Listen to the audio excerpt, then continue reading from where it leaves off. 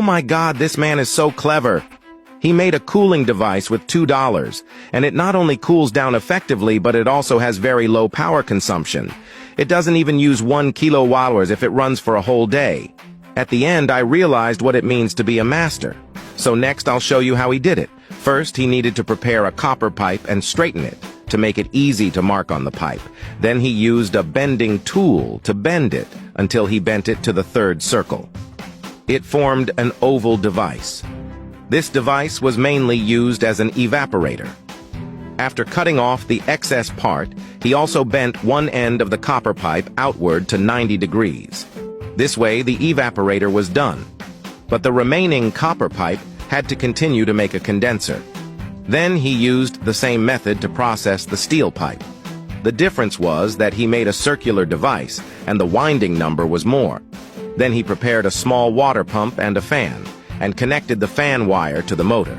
He also had to weld a power module on the motor if possible. Welding a DC connector would be more convenient. This way, he could first fix the evaporator and the condenser on the wooden board. Then he prepared a thin copper pipe as a capillary tube and connected them together. Its main function was when the refrigerant suddenly entered. The thick copper pipe would evaporate and absorb the heat around, thus achieving the cooling effect. Then he fixed the fan. Between the two devices, the motor could be fixed on the side. After fixing, he used a rubber hose to connect the condenser outlet to the top of the motor pump.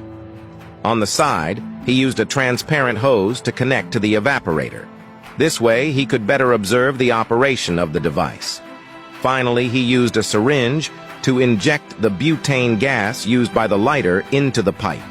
He sealed the syringe with glue. At this time, he only had to wait for the glue to solidify. Then a simple and efficient cooling device was done.